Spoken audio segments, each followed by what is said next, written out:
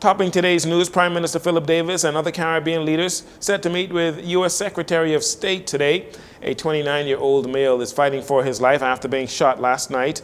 The Director of Tourism gives an update on the first quarter numbers. And after his big performance in Game 7 against the Houston Rockets, Buddy Hield and the Golden State Warriors begin play versus Ant-Man and the Timberwolves tonight in the NBA.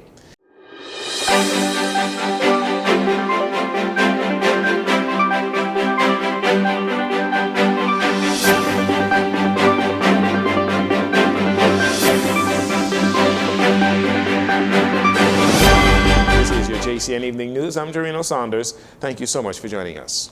Prime Minister Philip Davis and leaders from the Organization of Eastern Caribbean States were set to meet with the United States Secretary of State today, Marco Rubio, in Washington, D.C. It is not absolutely clear what was on the agenda, but bilateral relations, visas, immigration issues, the growing impact of tariffs on the region and the Bahamas, and the Cuban medical program were expected to be discussed between the Bahamas and the United States. Press Secretary in the Office of the Prime Minister, Keishla Adderley, and Director of Communications at the Office of the Prime Minister, Latrey Raming, tried to shed some light on what the discussions will entail. An update. Prime Minister Davis next week will travel to D.C., where he will meet with the U.S. Secretary of State, Marco Rubio, along with other regional leaders. We anticipate that the Prime Minister will have other official meetings in D.C.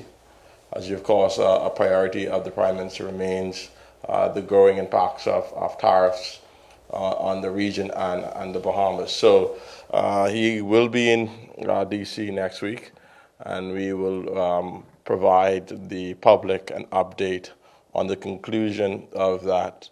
The meeting took place late this afternoon. We hope to have more details in a later newscast.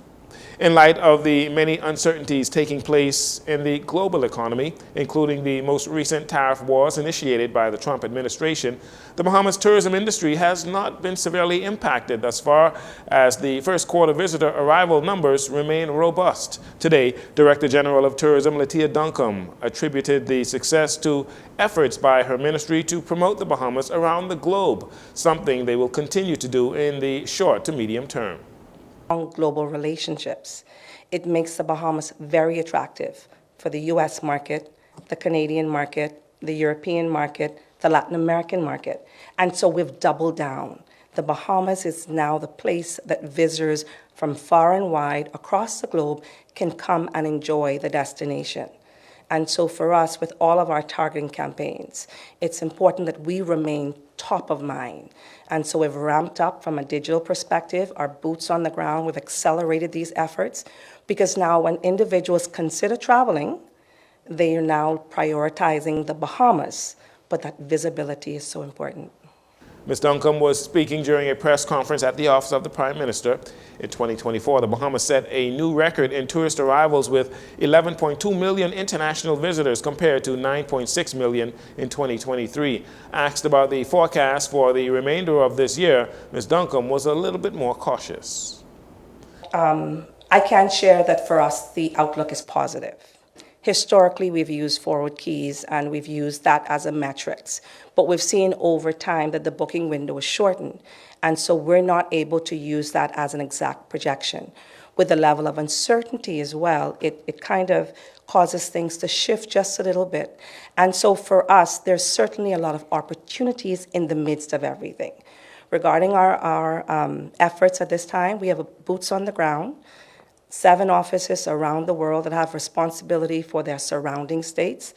All of our efforts have been ramped up. We've launched the new tagline, it's a lifetime of islands, a lifetime of experiences, a lifetime of opportunities with Lenny Kravitz. And so for us, we're saturating the market. We're being very targeted with our approach. And you are correct, some visitors have opted not to travel. Some visitors have also opted to redirect where they travel. And that, for us, is where the huge opportunity comes in. Duncombe also revealed that stopover numbers for the first quarter 2025 are down a few percentage points compared to 2024. However, she reminded those working in the tourism industry and Bahamians in general that delivering on the experience that it is better in the Bahamas is extremely important in these uncertain times when many people decide where and when they will vacation. A 29-year-old man was shot late last night on New Providence Avenue, that's off Boyd Road in the Chippingham community. Police say it was shortly before 12 midnight when two men got involved in a verbal altercation when one of them left and allegedly returned, produced a firearm and shot the victim about the body. The culprit was clad in a red hooded jacket and fled over an eastern wall leading to the Veterans Cemetery. The victim was transported to the hospital by a private vehicle. His condition, when we last checked, was critical.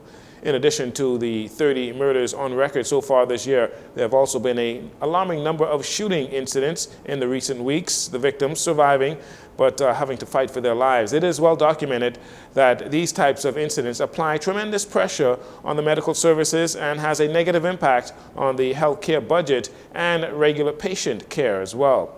On the weekend, two men were shot and killed in separate incidents, and another two men were stabbed to death, also in separate incidents. Minister of Health and Wellness, Dr. Michael Darville, as well as members of the Inter-American Development Bank, signed a contract on Monday for the renovation of a new $2 million National Reference Lab. Dr. Darville was asked for more details on exactly what types of testing will be done once the lab is up and running in the next 12 to 15 months. We do gene sequencing for infectious diseases, viral illnesses. We do HIV testing and verification. We do testing for many infectious diseases in country. And it is a key element in public health involvement in the country. And so where we are currently located at the old Victoria Hotel, we have outgrown those spaces. And so we have been behind our teams now to finalize what we are doing today so that we can expand the spaces, expand the services, and to be able to prepare ourselves, God forbid, we come into another pandemic.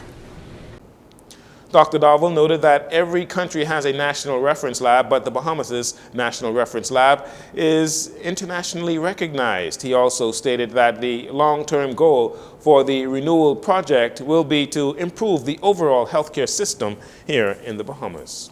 And finally, in this segment, police, they're asking the media and the public to help them track down 29-year-old Clark Ferguson of Fox Hill. Criminal investigators at the Criminal Investigations Department want to question Ferguson about a recent murder. He is of dark brown complexion, medium build, his height is unknown. If you know of his whereabouts, you are asked to contact the police at 502-9991 or 2. You can call 911 or 919, or you can remain anonymous by calling Crime Stoppers at 328-TIPS, 328-8477. Police also reminding you that harboring or helping a wanted suspect evade the police is a crime and can result in you being jailed. You're watching JCN TV. We'll take a break here. We'll be right back following these commercials.